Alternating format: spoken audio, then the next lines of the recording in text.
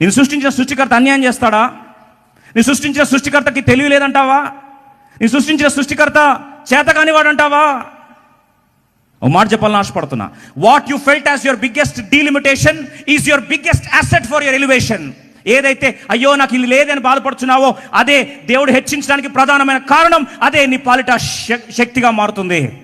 బహుశా ఈ మాట నమ్మకపోతే పౌలు భక్తుడు 3 సార్లు ప్రార్థన చేశాడు. అయ్యా ఈ ముళ్ళు తీసే నాయనా, ముళ్ళు తీసే ప్రభా, ముళ్ళు తీసే ప్రభా, ఈ బలహీనత నన్ను చంపేస్తుంది ప్రభా.